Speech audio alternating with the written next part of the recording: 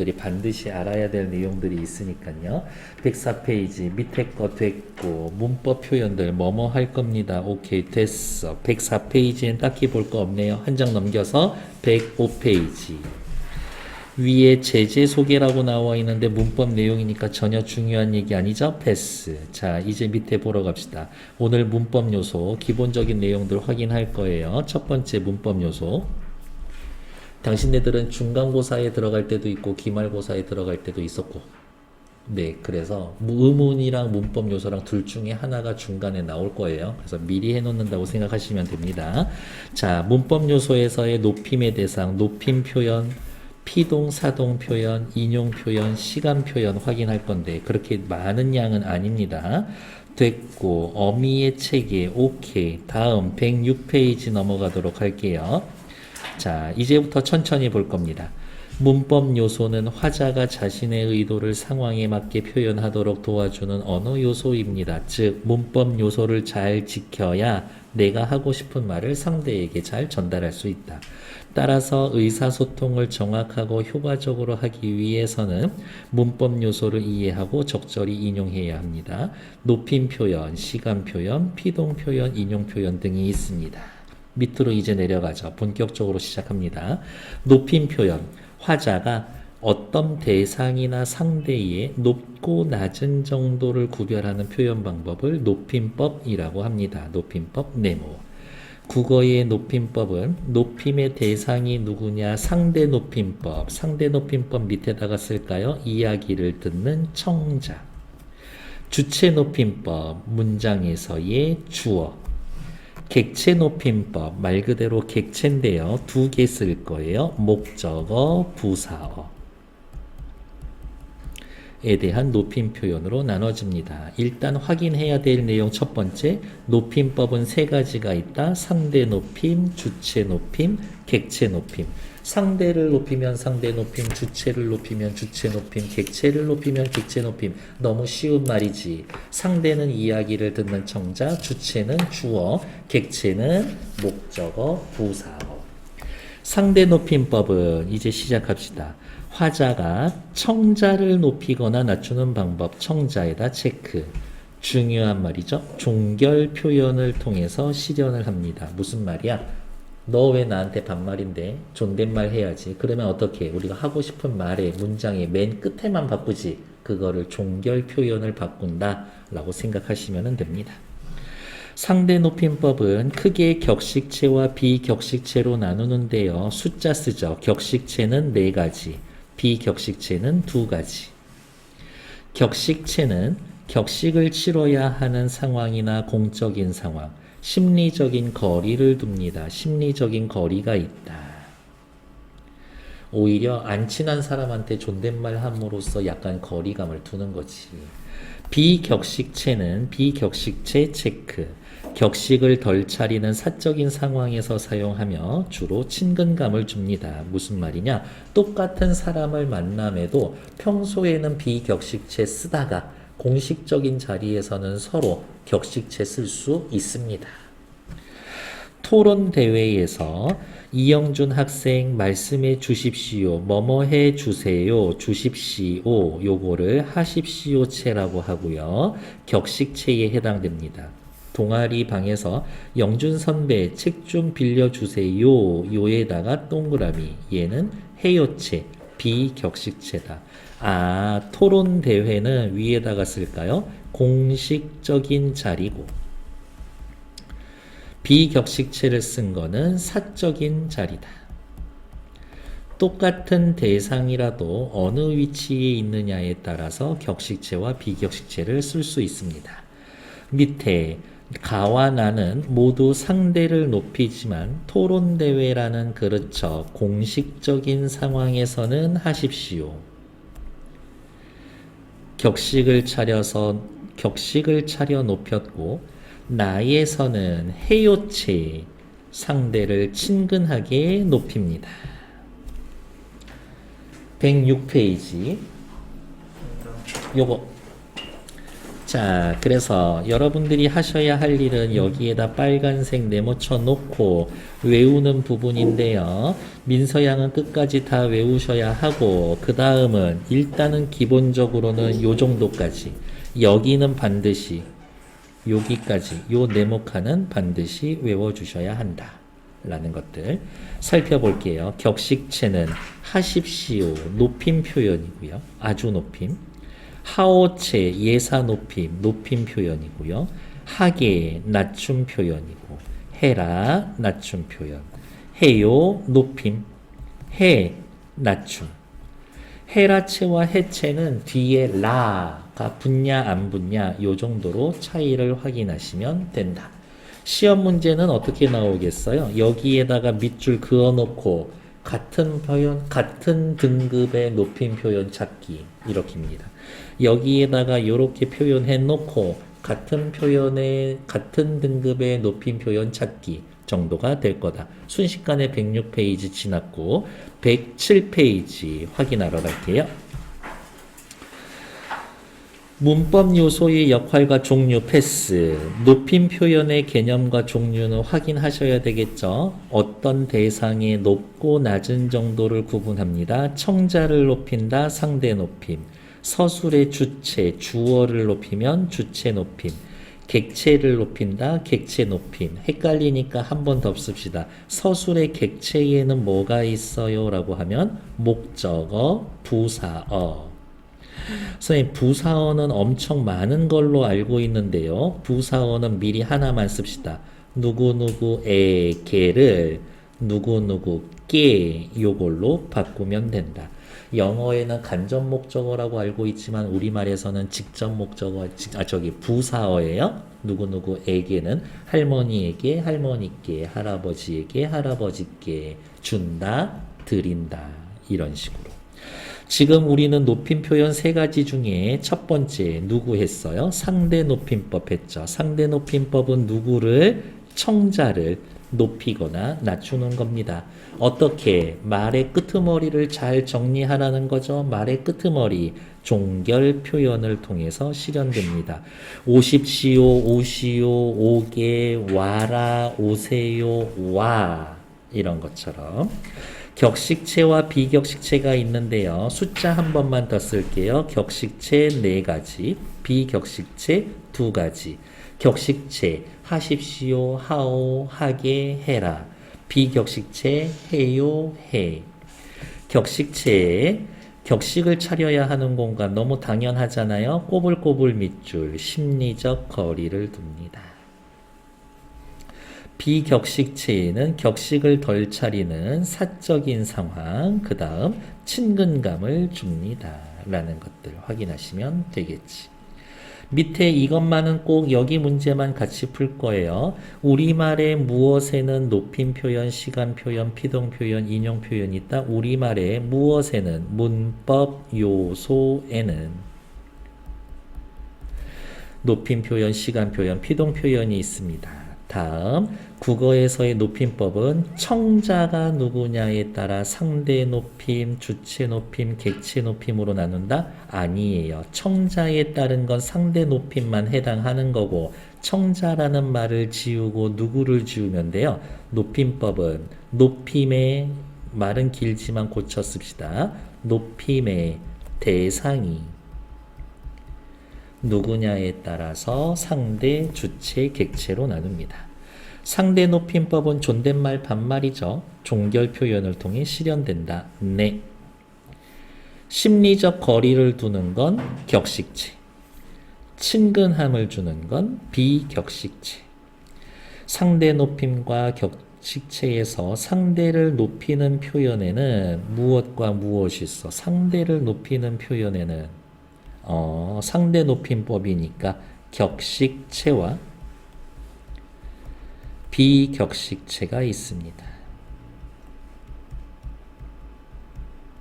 정도 확인하시면 되겠지.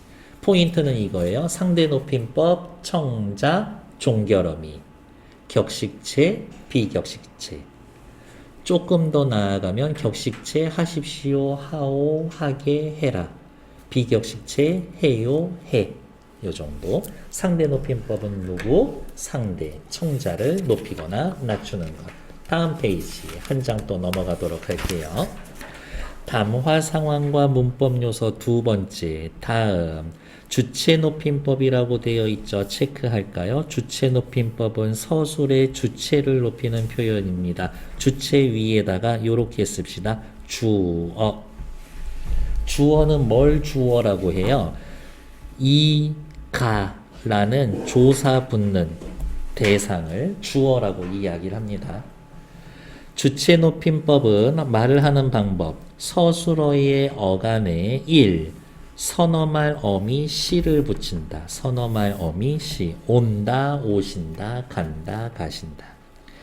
2번 특수어휘, 잡수시다, 주무시다와 같이 높임의 뜻을 가진 2번 특수어휘를 사용하거나 주격조사 이가 대신에 3번 깨서를 사용하기도 합니다.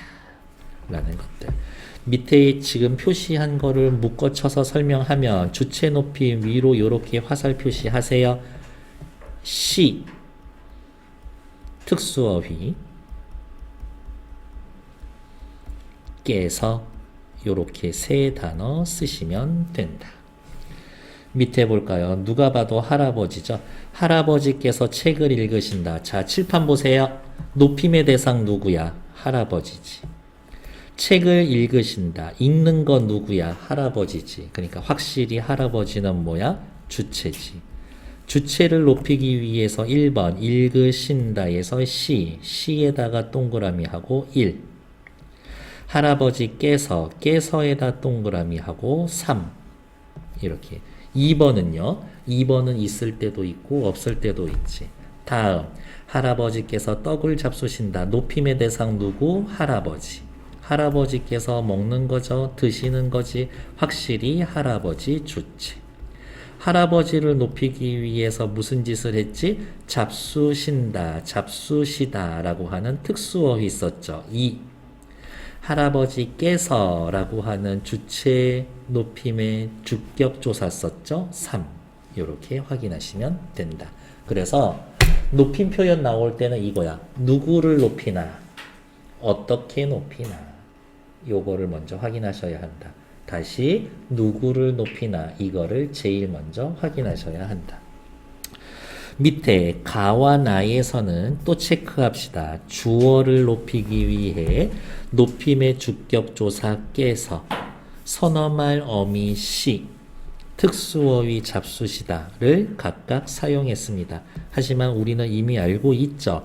깨서 조사를 쓰는 건 3번, 시 붙이는 건 1번, 잡수시다 이야기하는 건 특수어휘 2번. 됐나요? 다음 제일 까다로울 수 있어요. 객체 높임법 있습니다. 객체 높임법 체크. 객체 높임법은 또 표시해야죠. 목적어, 부사어. 그러면 밑에다 씁시다. 목적어는 어떻게 생기면 목적어지? 을을 붙으면 목적어지. 부사어는 아까 하나만 써드렸죠. 누구에게. 물론 우리는 이거를 누구누구께라고 바꿀 거지만 을을 붙는 말 누구누구에게 할머니에게 오면 거기는 객체 높임이 쓰여져야 하는 부분이다. 지시하는 대상 서술의 객체를 높이는 방법입니다.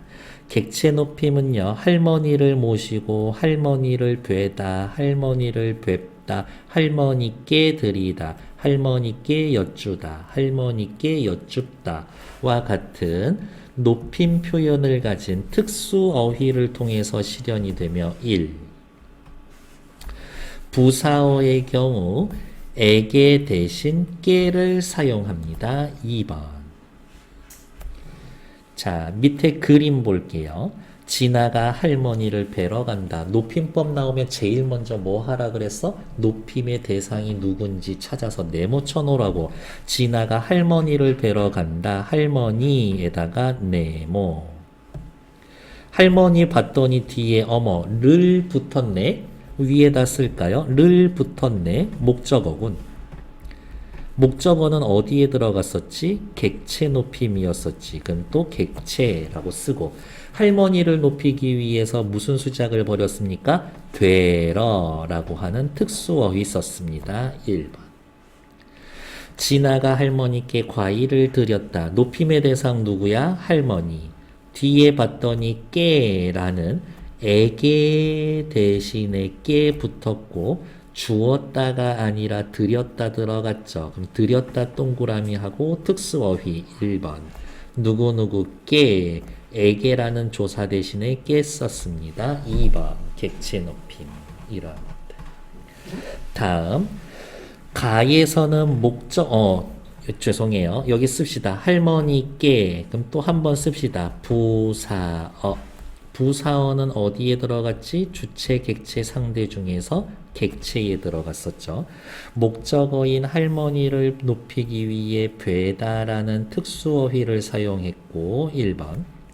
나에서는 부사어 할머니를 높이기 위해서 깨와 2번. 드리다라는 특수어휘를 썼습니다. 1번. 괜찮나요? 의외로 밑에 나와 있는 부분이 시험 문제인데요. 직접 높임과 간접 높임, 도움이나 보충 자료 아니야. 빨간색 별표. 높임의 대상을 직접 높이면 직접 높임. 높임의 대상은 아니지만 높임 대상의 신체 일부분, 소유물, 가족을 간접적으로 높이면 간접 높임. 간접 높임은 서술의 주체를 높이기 위해 그 사람의 신체 부분이나 소유물, 생각 등과 관련된 시와 결합해서 실현한다. 이것보다는 이 말이 더 확실해요. 간접 높임은 있다, 계시다, 자다, 주무시다 처럼 요 말을 써나 간접 높임은 특수어휘를 사용하지 않습니다.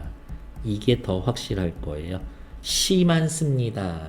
선어말어미 시만 씁니다. 해도 되고 특수어휘는 사용하지 않습니다. 자, 여기 볼게요. 할아버지께서는 머리가 하얗게 새셨다. 새셨다. 뭐가? 머리가 새었다가 아니라 옆에다가 쓸게요. 새, 시, 다. 여기에서 시를 써서 머리를 높여준 거지. 근데 머리 자체는 높임의 대상이 아니야. 하지만 여기선 높임의 대상이지. 왜? 할아버지 머리니까. 그래서 할아버지를 높이기 위해서 칠판 보세요. 할아버지를 높이기 위해서 주격조사 깨서 셋이었다에서 선어말 어미 시를 쓴 거라고. 나 볼게요. 아버지는 그 책이 있으셔. 누가 있으셔? 책이 있으셔. 대단한 책인가?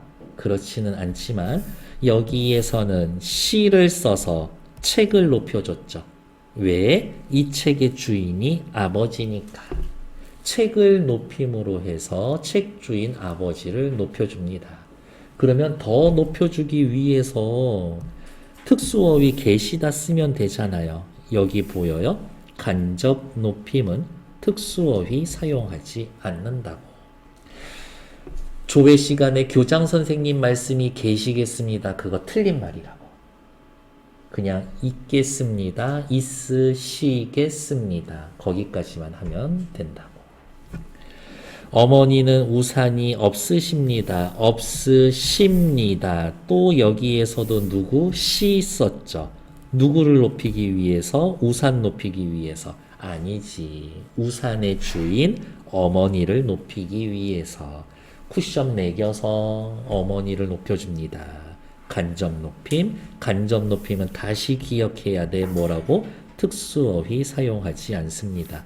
간접 높임은 특수어휘 사용하지 않습니다. 반드시 기억하셔야 합니다. 그러면 시험 문제에는 높임법 이렇게 쓰여져 있는 문장 5개 주고 문법에 틀린 거 찾기 하면은 우산이 있으십니다. 우산이 안 계십니다. 이런 거 찾으면 된다고. 서술형 문제 나오면은 왜 틀렸는지 쓰고 바르게 고쳐 쓰세요. 간접 높임은 특수 어휘를 사용하지 않고 선어말 어미 시만 쓰기 때문에 잘못되었다. 그래서 고치면 어쩌고 이렇게 들어가시면 된다. 있다 없다 됐어. 요 말을 잘 기억해 두시라. 간접 높임은 특수 어휘 사용하지 않습니다. 옆에 오른쪽 페이지 보러 갈게요. 주체 높임법이라고 나와 있죠. 첫 번째 주체 높임. 서술의 주체를 높이는 방법. 주체 높임, 아이고야. 주체 높임, 주어를, 주체를 높인다. 시, 특수어휘, 깨서. 다음, 객체 높임은요. 객체 높임, 객체, 목적어, 부사어. 뭐 쓰면 된다? 특수어휘. 에게 대신 깨. 이렇게. 3번 주체 높임과 객체 높임의 실현 사례. 자, 칠판 다시 보세요. 누구 높이고 있어? 할아버지를 높이기 위해 깨서 시를 썼습니다. 주체 높임. 할아버지께서 떡을 잡수신다. 누구 높일 거야? 할아버지. 높이기 위해서 깨서 잡수시다. 특수어휘를 썼습니다. 그러니까 시험 문제 내기 딱 좋지. 잡수신다에 요호! 시가 보인다고. 그래서 선어말어미 시를 썼고 이렇게 얘기하는데 잡수시다는 선어말어미가 아니라 애초에 특수어휘 잡수시다야. 이렇게. 다음 객체 높임의 실현 사례. 누구 높이고 있어요? 할머니. 할머니를 목적어. 할머니 높이기 위해서 되다. 특수어휘 썼음. 진아가 할머니께 과일을 드렸다. 누구 높일 거야? 할머니. 할머니를 높이기 위해서 깨. 주었다가 아니라 드렸다. 특수어휘를 사용했습니다. 주체 높임은 서술어의 어간에 선어말 어미 시가 붙어서 표현되는 것이 일반적입니다. 물론 정확하게 하면 의시까지 써주시는 게 좋고, 주체 높임은 모시다 드리다. 이 말 넣어서 말 만들어봐. 할머니를 드리다. 할머니를 모시다. 할머니께 드리다. 를, 깨. 주체 아니지. 객체죠. 그러니까 X지. 아, 주체 높임도 특수어휘 쓰고 객체 높임도 특수어휘 쓰는데 이게 주체 높임 특수어휘인지 객체 높임 특수어휘인지는 잘 구분해야겠구나. 다음 조사께서 할머니께서 누가 봐도 주체 높임이죠. 객체 높임은 누구를 높이는 겁니까? 문장의 목적어나 부사어가 지시하는 대상을 높이는 겁니다. 현대국어에서 객체 높임은 선어말 어미 거짓말하지마. 밑에다 씁시다. 객체 높임 1번 어떻게 합니까? 특수어휘. 2번 에게 대신에 깨. 조사만 이렇게 있지. 객체 높임에는 선어말 어미가 없어. 그러니까 X. 선어말 어미 밑에다가 뭐 쓰시면 돼요? 선어말 어미 쓰는 거 그거는 주체 높임에서만 사용하는 말이지. 여기까지 확인하시면 된다. 됐을까요? 다음 페이지. 담화 상황과 문법 요소 세 번째. 자, 그러면 이제 확인합시다. 역시 시험 문제는 이런 식이죠. 잘못된 문장 갖다 주고 바르게 고치시오. 왜 고쳤습니까? 까지. 110페이지 보러 갈게요. 고객님, 이 제품이 예쁘십니다. 자, 여기 볼게요. 예쁘십니다에 뭐 썼어? 시라고 하는 주체 높임 썼죠? 이 문장에서의 주어는 누구야? 제품이. 얘가 주어죠. 제품은 여기 있는 이 구두는 높임의 대상이야? 높임의 대상 아니지. 그러니까 시 빼고 어떻게 해야 돼? 이 제품이 예쁩니다. 선생님 물어볼 것이 있어요. 물어볼 거야. 누구에게? 선생님께. 선생님께. 아, 객체. 물어보는 게 아니라 어떻게 해야 돼? 여쭈어 볼 것이 있어요. 나는 객체 높임이 잘못되어 있습니다. 다음 여기 보세요. 학급 회의지. 어떤 자리야? 공적인 자리지. 이번에는 준호가 한번 말해봐. 반말하면 안 되죠. 상대 높임을 잘못 썼습니다. 자, 밑에 내려갑시다. 다시 한번 말씀을 드리지만 뭐라고? 틀린 문장을 주었다. 왜 틀렸는지, 어떻게 고칠지. 근데 실제 시험 문제는 왜 틀렸는지를 아는 게 더 중요할 거다. 서술의 주체인 이 제품을 섬노말 어미 시를 사용해서 높이고 있다. 높이고자 하는 대상은 이 제품이 아니라 고객이니까 오케이, 체크. 상대 높임법만 사용하면 되는데 쓸데없이 주체 높임을 함께 사용했다. 그래서 잘못된 문장.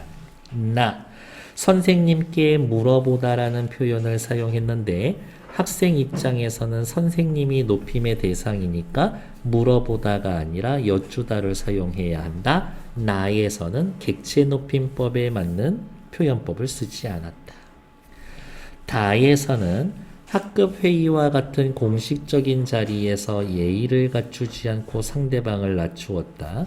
평소 친근해도 공적인 상황에선 상대를 높이 표현하는 게 좋다. 됐나요? 자, 여기 보세요. 높임법은요, 주체, 객체, 상대가 있어. 주체 높임을 하려면 시, 깨서, 특수어휘. 주체 높임에는 직접 높임, 간접 높임이 있었는데 간접 높임에는 특수어휘 안 써.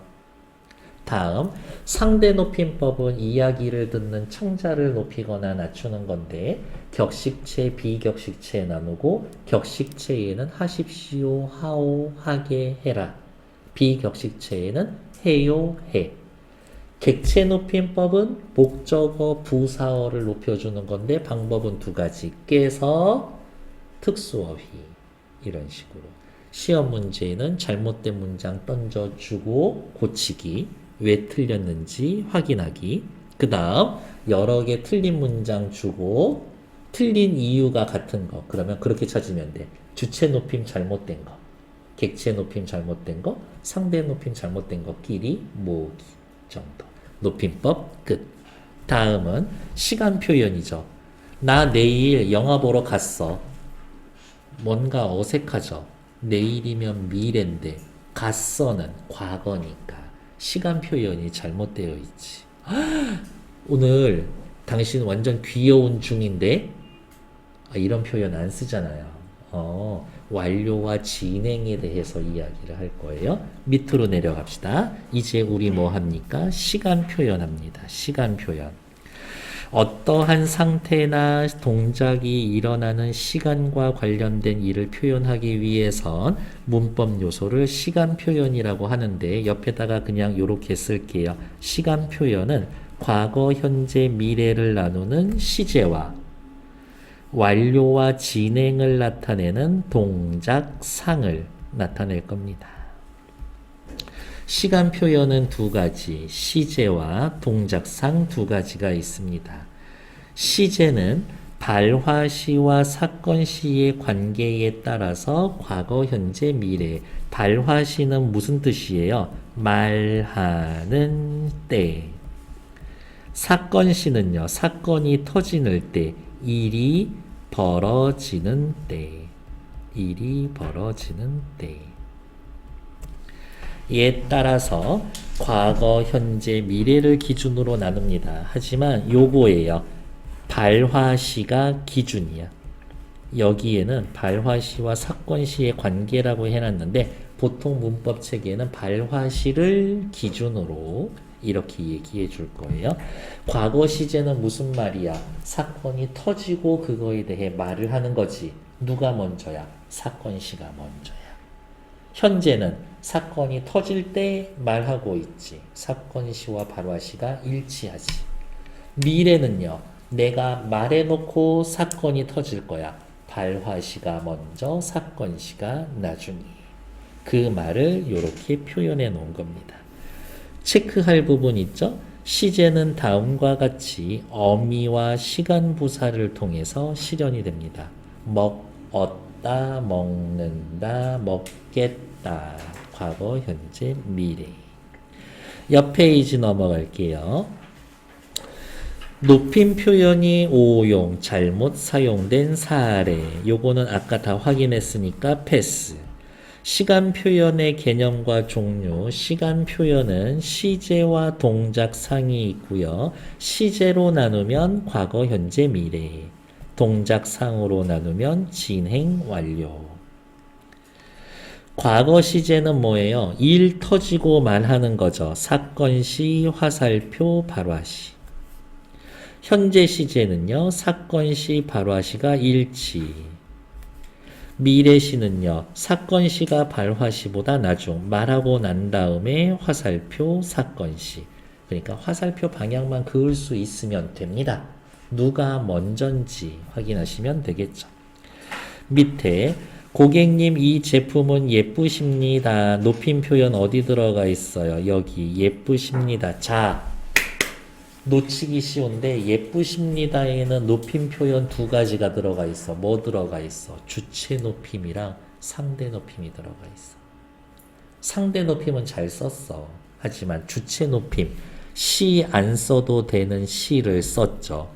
주체 높임법에 오용이 나타나 있습니다.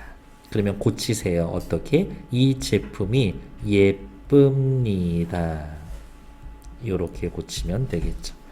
선생님 물어볼 것이 있어요. 있어요라면서 상대 높임은 했지만 상대 높임을 잘못한 게 아니라 뭐? 객체 높임을 잘못한 거지. X. 아, 그러면 여기까지 확인해야 되겠네? 이 문장에서 선생님은 이야기를 듣는 상대인 동시에 물어봄을 당하는 객체니까 상대 높임법은 있어요 해서 잘 썼지만 객체 높임법을 잘 못 썼구나. 거기까지 확인하셔야 한다. 다음, 공식적인 상황에서는 평소 친근해도 상대를 높이는 게 바람직하다. 네. 국어의 시간 표현에는 과거, 현재, 미래를 나타내는 시제, 진행과 완료를 나타내는 동작 상이 있습니다. 국어의 시제에는 누구누구 말하는 시간 발화시, 일이 터지는 시간 사건시의 관계에 따라서 나눕니다. 다음 페이지로 넘어갈게요. 이제 문법 요소 확인하는데요. 오케이. 여러분들 외우기 엄청 귀찮을 수 있겠지만 빨간색 펜 들고 네모 칠 거예요. 어디에다가 네모 칠 거다? 여기다. 과거, 현재, 미래를 나타내는 표현. 여기에다가 확인. 반드시 외워주셔야 할 것이다. 선어말 어미는요.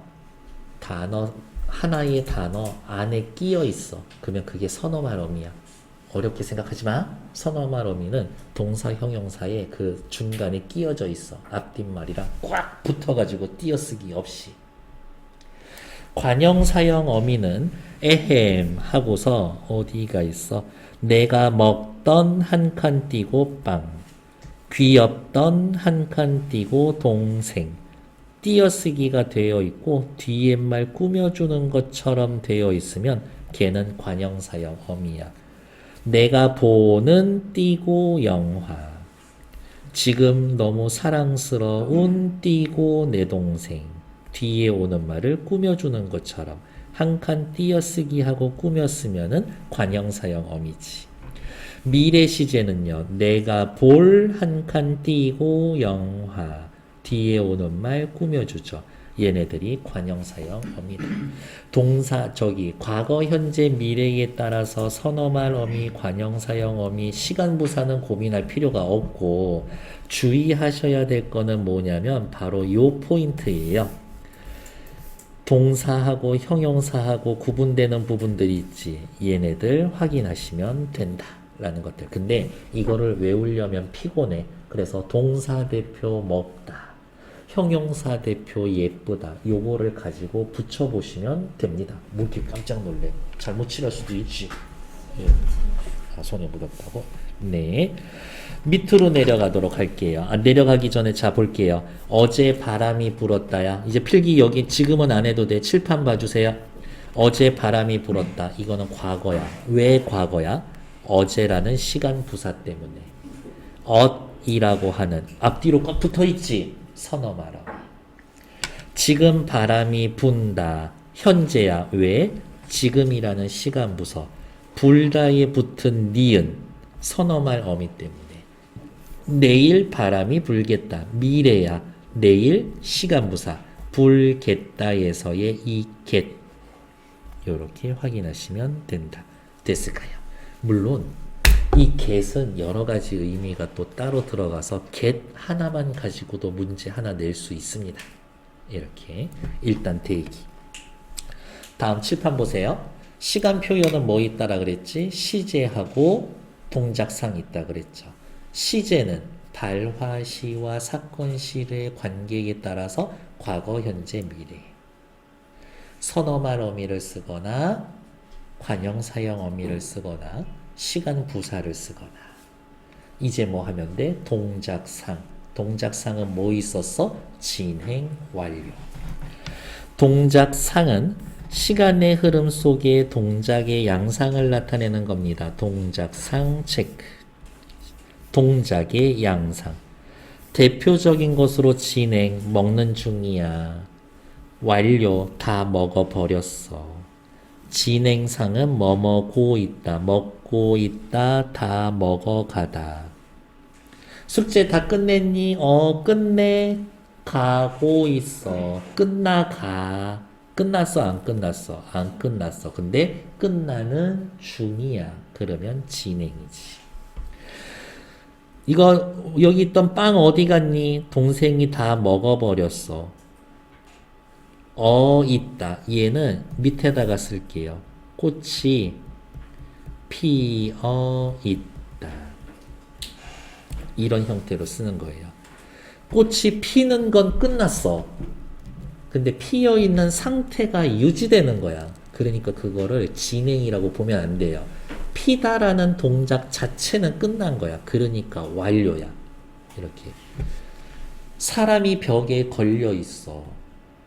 너무 무서운가? 예문이? 거는 건 끝났지. 그러니까 그거는 과거인 거야. 완료인 거야. 완료. 걸려 있는 상태가 유지되고 있는 거지. 있어, 있어, 뭐뭐, 놓다 등의 표현입니다. 자, 칠판 보세요. 빵을 먹고 있다. 진행. 빵을 다 먹어버렸다. 먹는 건 끝났어. 완료. 밑에 여러분들 믿기 힘들겠지만 나 어렸을 때 잘생겼었어. 됐어? 지금은 못생겼던 얘기지. 그거 알아요? 여기 전부 다 과수원이었었던 거? 지금은 과수원이 아니란 얘기지. 예전에 여기에 비가 엄청 많이 왔었었어. 엇을 쓰면 과거와 단절, 지금과 다르단 얘기야. 자, 어제 친구가 왔어. 그러면 지금 친구 있을 수 있어. 근데 어제 친구가 왔었어. 왔었다라고 하면 왔다가 갔어. 지금 없어. 나 귀여웠었어. 지금 귀엽지 않단 얘기야. 옛날엔 비가 엄청 많이 왔었어. 요즘은 비 안 온단 얘기야. 엇은 과거와 단절된 상황을 나타냅니다. 됐죠? 태영이 어제 저기 중앙동에 있더라? 저요? 네.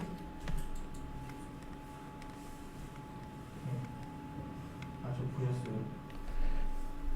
정답! 자, 제가 지금 뭐라 그랬어요? 중앙동에 있더라. 언제? 어제. 더를 붙였더니 과거, 현재, 미래 언제 됐어요? 과거가 됐지. 지금 나한테 질문했지. 뭐라고 했어? 보셨어요? 라고 했잖아. 더라는 말을 쓰면 어떻게? 내가 직접 경험해서 알게 된 사실을 할 때에는 더야. 이렇게. 됐나요? 선생님 기분이 좋으시더라. 기분 좋았던 걸 내가 직접 봤었던 거야. 그때는 더를 쓴다. 됐나요? 진짜 있었구만 어제 중앙동에. 완전 소 뒷걸음질 하다 쥐잡는 식으로. 어제 데이트 좋았어? 그래.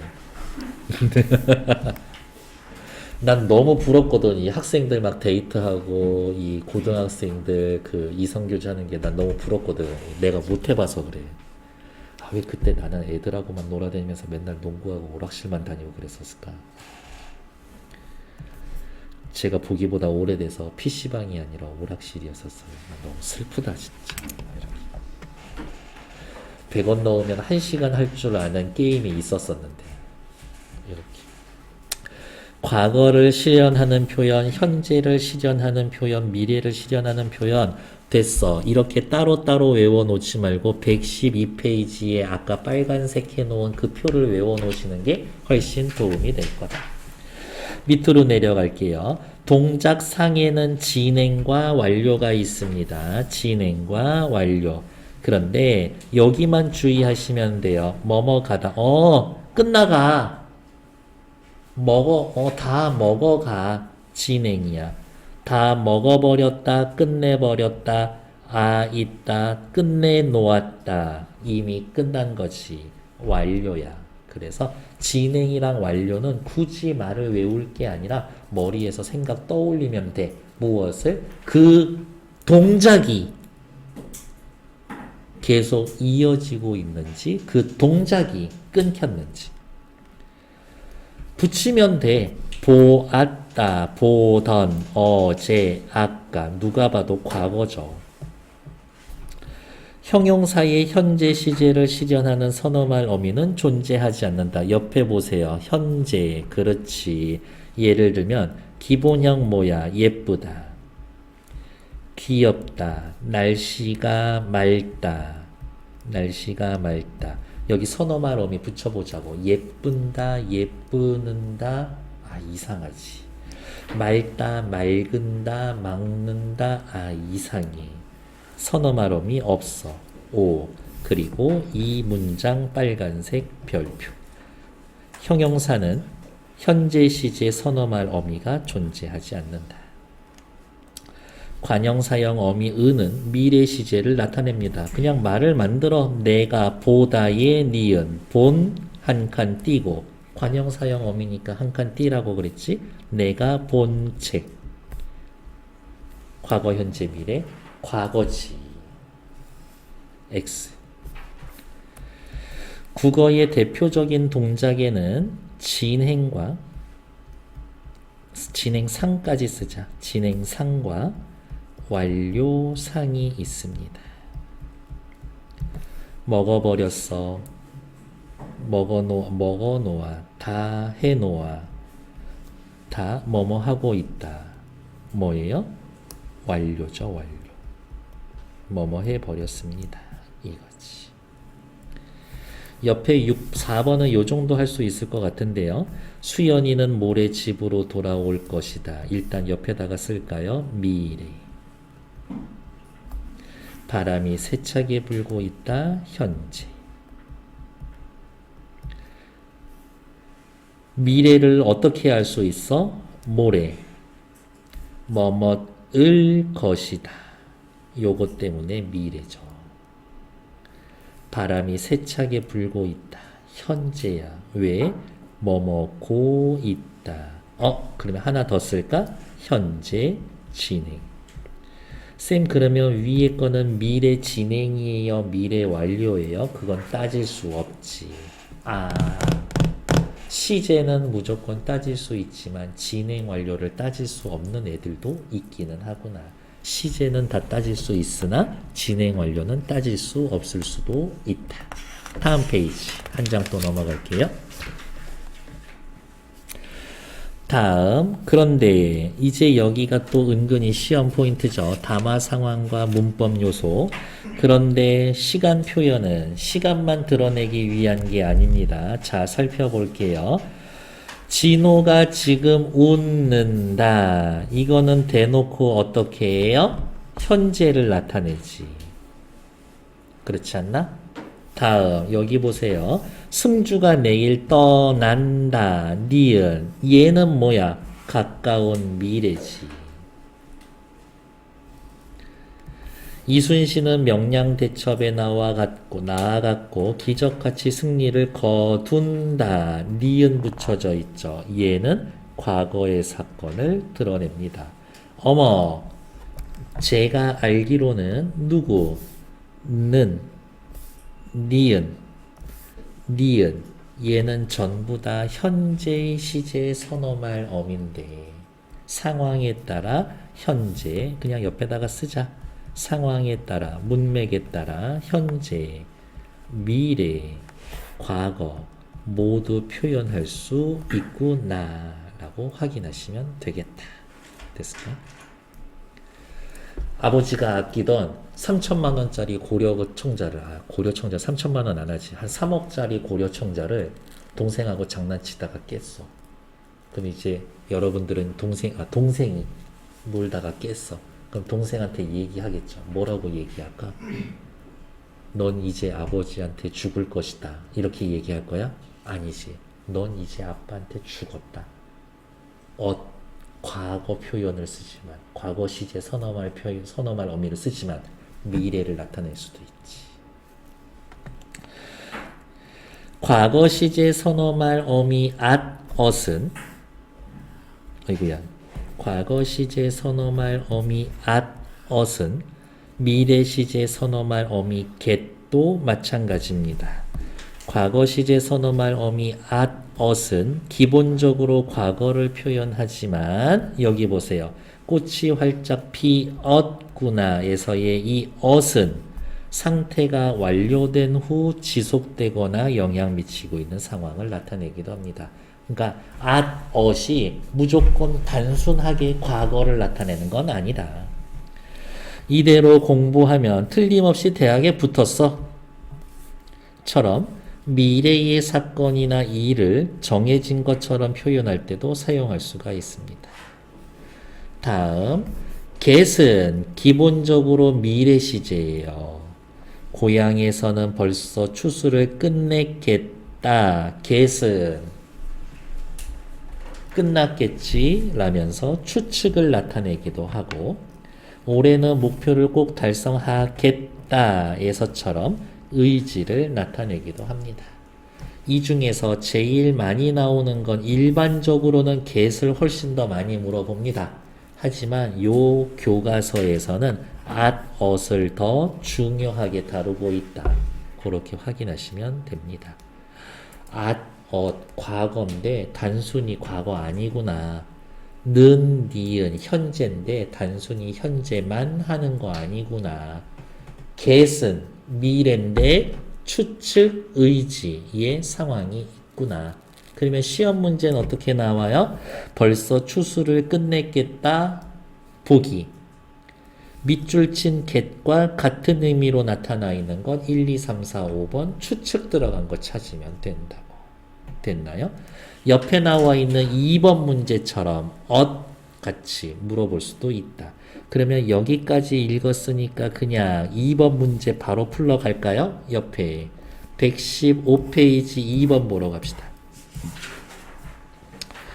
이대로 공부하면 틀림없이 대학에 붙었어. 무조건 붙지. 이건 어떻게 해요? 미래에 대한 붙을 거야. 확신. 미래에 대한 확신이 붙는 거. 올랐다, 갔다, 불었다, 굳었다, 보았다 중에 미래를 나타낸 표현 하나만 찾으면 돼. 고민할 필요 없죠. 정답은 2번. 왜? 대놓고 내일, 미래니까. 내일 비가 와서 소풍 다 갔어. 에이, 글렀어. 이거. 물건값이 많이 올랐다라는 거는 과거의 사실을 보여주는 게 아니라 잘 봐. 괜히 써줬네. 물건값이 올랐지. 오른 상태가 유지되고 있는 거죠. 그럼 옆에다가 써야 되겠네. 과거의 사건이 현재까지 영향을 끼치고 있습니다. 현재에 영향 미치고 있어. 간밤에 비로 강물이 많이 불었어. 얘도 1번하고 똑같죠. 작년 체육대회는 날씨가 굳었다. 이것은 단순히 과거의 사실. 동생은 어제 하루 종일 TV를 보았어. 지금도 보고 있나? 아니죠. 끝났죠. 얘도 단순히 과거 사실. 그러니까 이렇게 생각해야 되겠네. 1번, 3번 같은 의미로 쓰였고 보기 2번 같은 의미로 쓰였고 4번, 5번 같은 의미로 쓰였고 이렇게까지 물어볼 거다. 됐나요? 밑에 얘기 나온 김에 3번도 그냥 할게요. 고향에서는 벌써 추소를 끝냈겠다. 여기에서의 get은 추측. 올해는 목표를 꼭 달성하겠습니다. 의지. 이렇게 확인하셔야죠. 왼쪽으로 넘어올게요. 승주는 내일 떠난다. 세상에. 니은은 기본적으로 현재 시제 선어말음이야. 가까운 미래를 표현하는 것은 떠나다에 붙은 니은이다. 이대로 공부하면 틀림없이 대학에 붙었어. 미래지. 선어말 어미 어은 상태가 완료되어 발화시까지 지속되거나 영향을 미치는 거 아니야. 미래래니까. get은 미래를 나타내기도 하지만 추측을 나타내기도 하고 내년에는 꼭 대학에 합격하겠습니다. 의지를 나타내기도 합니다. 과거 사건을 현장감 있게 표현하기 위해서 이순신 장군은 승리를 거둔다. 현재 시제 선어말 어미를 사용할 수가 있다. 맞죠? get은 과거 시제 ot과 함께 사용됩니다. 끝내 얻겠다. 줄여서 끝냈겠다. 쓸 수 있는데요. x. 그쵸? 다음 페이지 넘어갈게요. 내가 너무 많이 때려 쓰고 있니?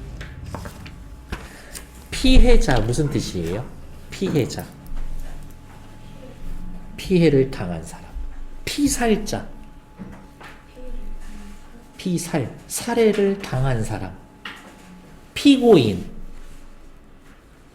고소. 고소를 당한 사람. 피는 무슨 뜻이야? 당하다야, 당하다.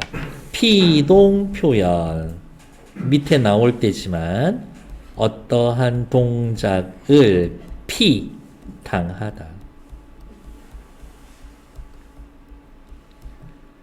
요즘 추리소설 엄청 오래 들어서 추리소설 엄청 읽고 있는데 사람 죽는 데는 이유도 있지만 특별히 이유가 없는 경우도 많더라고. 이렇게. 그래서 착하게 살아도 누군가에게 살해당할 수 있어. 그래서 착하게 살지 않을 거야. 어차피 죽을 건데. 아니, 저는 엄청 쫄보라서 나쁜 짓도 잘 못해요. 진짜 막 사람 죽이고 큰 죄를 저지르고 숨어서 당기면 너무 불안할 것 같아. 가끔 드라마나 영화 보면은 막 그렇게 실수로 사람 죽이고 막 부들부들 떨고 혼자서 조마조마하는 사람 보면 나는 좀 감정이입하는 편이거든. 얼마나 불안할까. 이렇게. 옆집에서 숨 쉬는 소리도 들릴 수 있을 것 같아. 그래서 죄 짓고는 못 산다. 이렇게. 여러분이 지은 가장 큰 죄는 뭐예요? 특별히 죄 지을 일이 없나? 나로 따지면 귀여운 죄? 미쳤나 싶죠. 문장, 피동 표현 옆에다가 빨간 거 쓰세요. 이제 읽어보시면 이런 게 피동 문장이구나 라고 생각이 들 텐데 여러분들 요거 피동 표현하고 관련된 문제구나 하면 별표. 주어 찾아서 네모 표시. 그리고 문장 맨 끝에 오는 서술어 찾아서 네모쳐. 이게 피동 표현, 그리고 여기에는 없지만 사동 표현이 있는데 피동 표현을 하기 위한 시작과 끝이야. 이게 제일 기본이 되는 거야. 자, 그러면 말을 쓰다 말았어. 피동 표현, 동작을 당하다라고 해놨죠. 앞에 이 말을 추가로 써야 돼. 누가? 주어가. 동작을 당하다야. 주어가 동작을 당하다야. 자, 옆에 볼게요. 벌이 은주를 쏘았다. 주어 누구야? 벌이. 서술어는요, 쏘았다. 밑에 은주가 벌에게 쏘였다. 주어 누구야? 은주가. 서술어 쏘였다. 자, 생각해 볼게요. 칠판 봐. 벌이 쏘았어, 쏘여졌어, 쏘임을 당했어. 벌이 쏘았어. 주어가 직접 했어. 그러면 이거는 피동의 반대 능동이야. 주어 누구야? 은주야. 은주가 벌에게 쏘았어. 은주가 쏘았어, 쏘임을 당했어. 쏘임을 당했지. 그럼 이거는 피동이라고. 능동인지 피동인지 구별하는 거 뭐 하라고? 주어랑 서술어에 네모해놓고 했어, 당했어라고 혼자서 그냥 내가 물어봐. 이렇게. 길거리를 지나가는데 어떤 남성에 의해 팔목이 잡혔다. 누가? 내가. 내가 잡혔다. 내가 잡았어, 잡힘 당했어. 당했어. 그럼 그거는 피동이야. 고양이가 쥐를 잡았다. 고양이가 잡았어. 고양이가 잡았어, 잡힘 당했어. 잡았어. 그럼 능동이야. 쥐가 고양이에게 잡혔다. 쥐가 잡았어, 잡힘 당했어. 당했어. 그러면 피동이라고. 아, 능동 피동이 세트구나 라고 확인하시면 되고, 다시 왼쪽으로 넘어와. 문장은 동작이나 행위를 한 주체를 주어로 하느냐, 당한 대상, 아이고야, 죄송해요. 동작이나 행위를 한 주체를 주어로 하느냐, 당한 대상을 주어로 하느냐에 따라서 능동문과 피동문으로 나눈다. 그러니까 주어 나오면 네모치라고. 주어가 지 힘으로 하면 능동, 주어가 당하면 피동이라고 합니다. 여기는 빨간색 체크. 잡았다. 능동인지 피동인지 그냥 얘기해 주세요. 잡았다. 잡혔다. 전구를 갈다. 능동. 갈렸다. 먹었다. 능동. 먹혔다. 아, 대충 감이 올 거예요. 피동 표현에는 능동 표현에는 없는 뭔가가 좀 붙는 것 같은데 걔네들을 이름하야 피동 전미사 이희리기.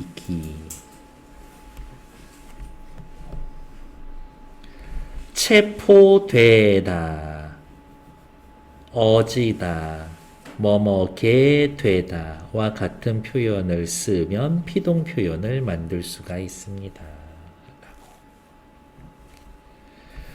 피동 전미사가 붙어서 만들어지면요, 밑에다가 쓸게요. 파생적 피동. 파생적 피동. 되다, 어지다, 뭐뭐게 되다 라고 붙으면은 저기 파생적 피동. 통사적 피동. 오케이, 됐어. 걔는 기다려. 능동문이 피동문으로 바뀔 때에는 능동문의 목적어가 주어가 되고 주어가 부사어가 됩니다 라고 해놨는데 고민하지 마. 옆으로 다시 오세요. 벌이 주어, 벌에게 부사어, 은주를 목적어, 은주가 주어, 쏘았다 능동사, 쏘였다 피동사. 이렇게 확인하시면 된다. 쏘였다는 뭐였을까? 쏘, 이, 다 이렇게겠죠. 얘, 이가 피동 전미사, 엇은 과거 시제 선어말 어미. 이렇게. 근데 그렇지 않아? 한 번 당하는 것도 억울한데 두 번 당하면 좀 억울하지. 일단 기억해. 자, 그 다음 아까 그 깨졌었던 고려청자 이렇게 물어볼까? 계속 이야기를 이어나갈까? 아버지가 돌아오시죠. 아버지는 당연히 이렇게 이야기하실 거예요. 누가 깼어? 라고 이야기하겠지. 근데 아직 아버지가 모르셔. 그럼 이제 아버지한테 가서 자수하기로 했어. 문장이 두 개 있어요. 1번 아버지, 제가 고려청자를 깼어요. 2번 아버지, 고려청자가 깨졌어요. 여러분이라면 1번, 2번 뭐 말할 거예요? 그래도 2번이 조금 몇 초라도 더 벌 수 있지 않을까? 이렇게 아버지 고려청자가 깨졌어요. 마치 내가 하지 않은 것처럼. 깨다라는 주체가 중요하지 않고 주체를 숨기고 깨진 고려청자만 얘기하려고. 자, 밑에 본문으로 볼게요. 피동 표현은 화자나 필자의 의도나 심리를 담고 있습니다. 재원아, 이게 무슨 소리니? 제가 화분을 깼어요. 화분이 깨졌어요. 라고 하면 가는 정말 모든 것을 솔직하게 내 책임이에요 라고 이야기하는 거지만 나에는 왠지 어떻게 화분을 깬 주체, 나의 책임을 약간 숨기고 싶은 마음이 있지 않나? 가에는 화분을 깬 주체인 나가 드러나 있다.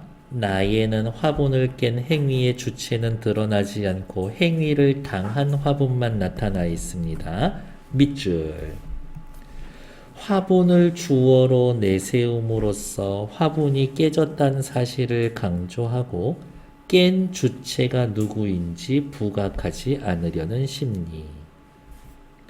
이와 같이 피동 표현은 체크, 행위를 당한 대상을 강조, 화분을 강조, 주체를 밝히고 싶지 않을 경우, 행위의 주체가 누구할지 중요하지 않거나 아는 거라서 말할 필요가 없는 경우, 행위의 주체가 누군지 분명히 알 수 없는 경우에 사용합니다.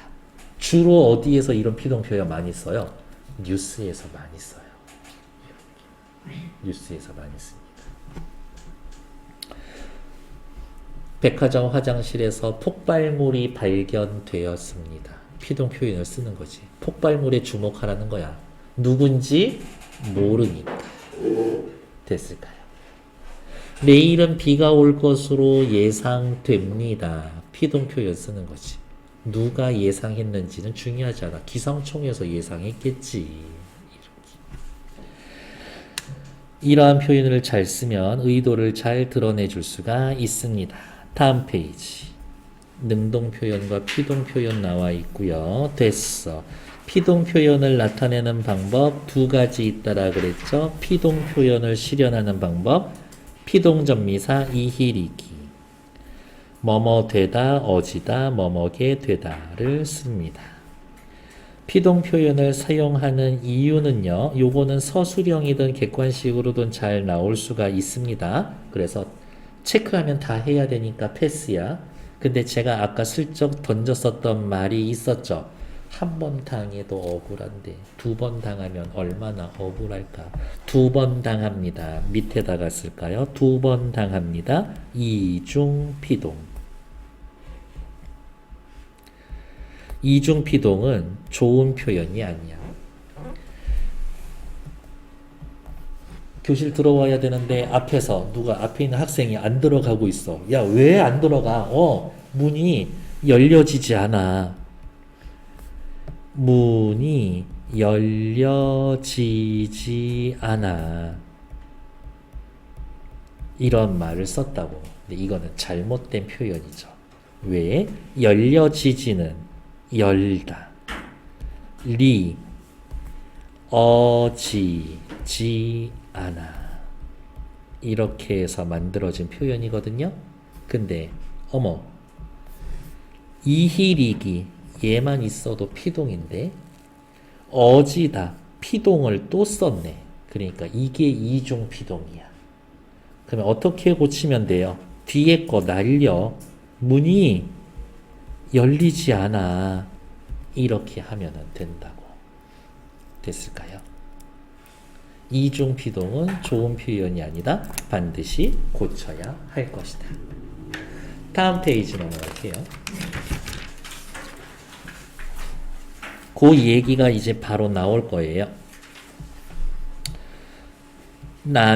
나누어집니다. 자, 나누어집니다. 분석해 봅시다. 사전에서 뭐라고 찾을 거야? 나누다.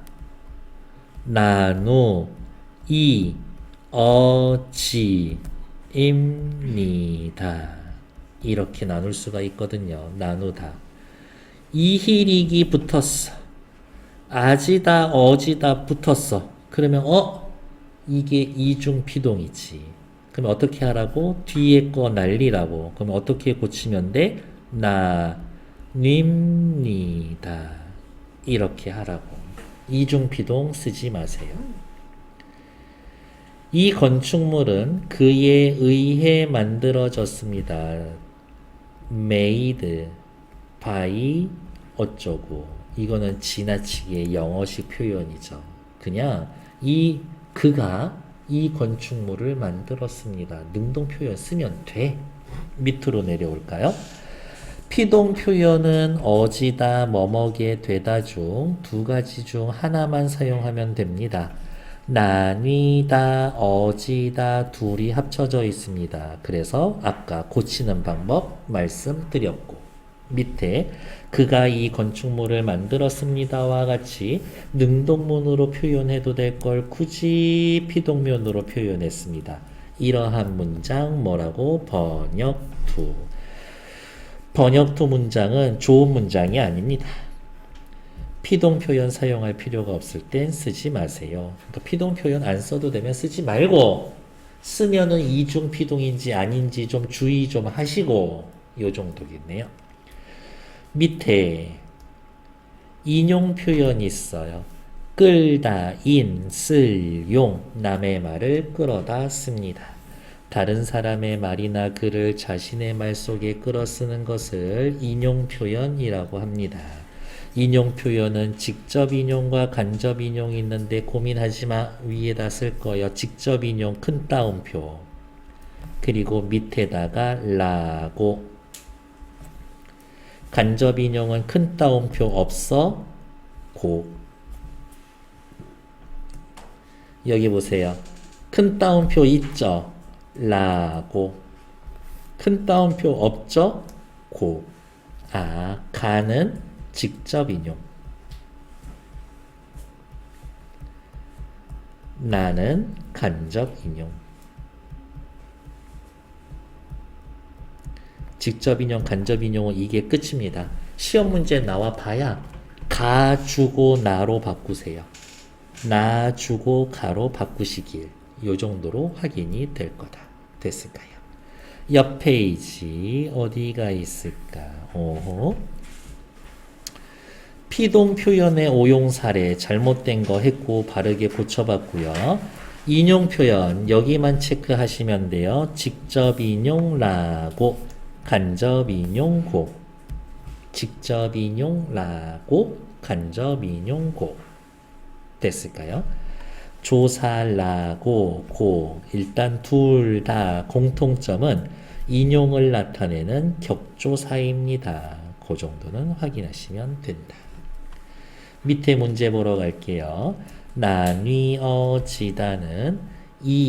나누이 접사 어지다 붙어 있는 무슨 표현이다? 이중피동 표현이다.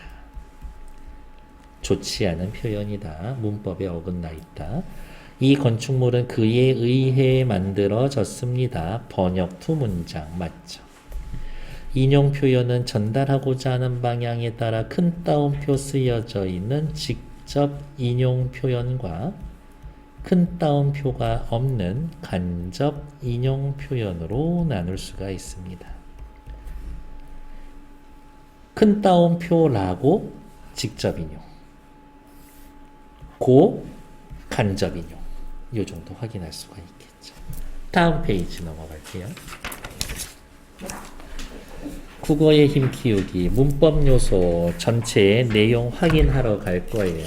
오케이. 한 장 반만 좀 더 하면 됩니다. 넉넉하게 쉬게 해드릴게. 조금만 힘내.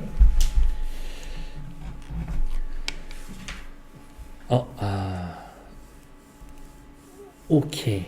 기다려. 할지 안 할지 그것만 확인할 거예요. 1번은 크게 어렵지 않아요. 패스. 다음 요거 볼게요. 압존법 이거야. 압존법 설명 엄청 나오게 될 거지만 자 옆에다가 요렇게 쓰시면 돼요. 말을 하는 사람 화자, 이야기를 듣는 사람 청자, 중간에 대상. 이런 식이야. 서열이 1, 2, 3이야. 할아버지한테 얘기할 거야. 아버지가 퇴근했다고. 근데 나의 입장에선 할아버지도 높여줘야지. 내 입장에선 아버지도 높여줘야죠.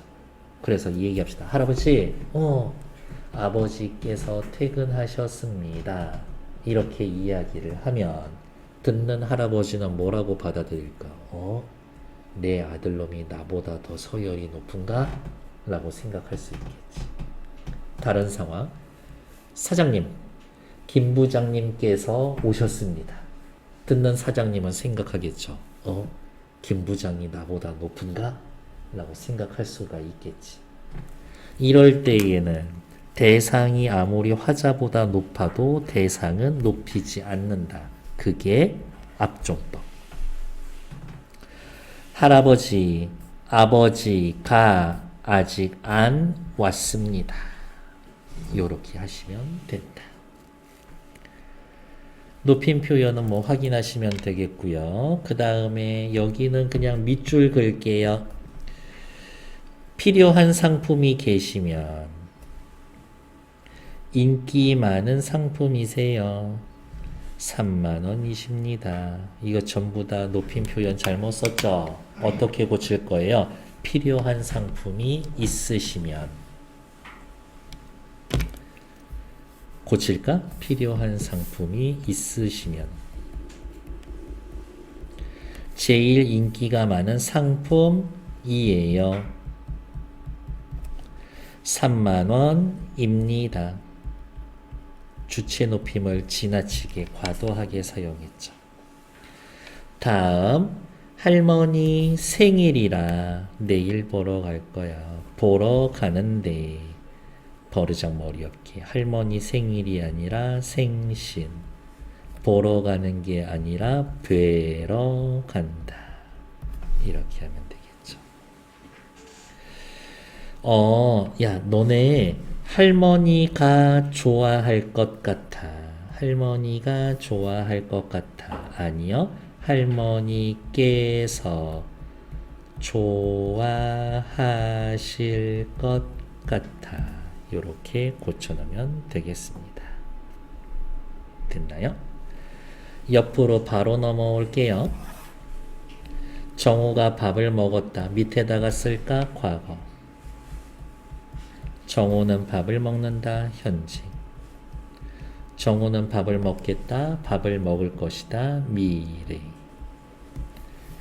밥을 먹은 정우. 밥을 먹는 정우. 밥을 먹을 정우.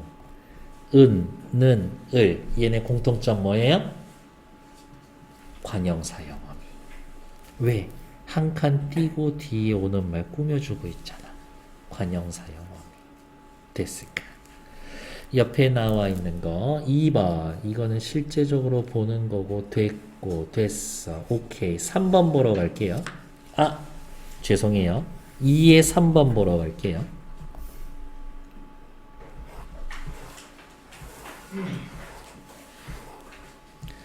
너 이제 아버지한테 혼났다. 미래. 나 다음 달에 군대 간다. 미래. 나도 네가 가는 곳으로 이번 주부터 봉사하러 가겠어. 미래. 하지만 좀 세세한 차이가 있네요. 혼나았다. 앗은 원래 과거인데 여기에선 미래의 사건, 이미 정해진 사건처럼. 군대 간다. 니은 원래는 현재 시제 선어말 어민데 가까운 미래에 일어날 거. 너무 슬프다 문장. 다음 달에 군대 간다. 가겠어의 get은 주체의 의지. 이렇게. 네, 요즘 시끌시끌하죠. 병역비리 때문에 F로 걷겨 있는 거. 그냥 오라면 가. 오지 말라면 가지 말고. 이렇게. 근데 너무 안 가려고 애쓰지는 말고. 이렇게.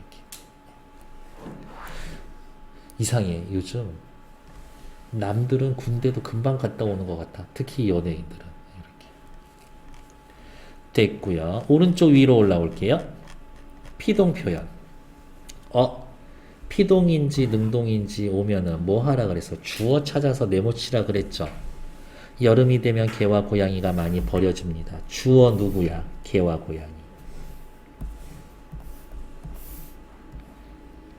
여름이 되면 사람들은 개와 고양이를 많이 버립니다. 사람들은.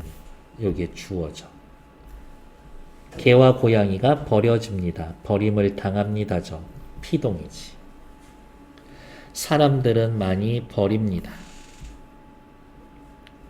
능동이죠.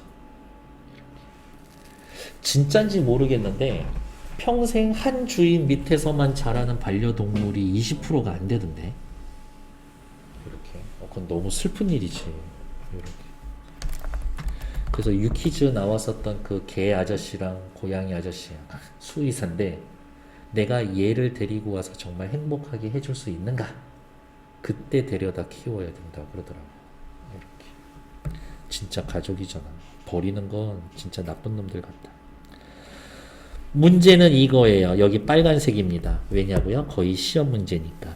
피동문을 사용하면 개와 고양이를 버린 주체를 밝히지 않고 버려진 대상인 개와 고양이를 강조하는 효과가 있습니다.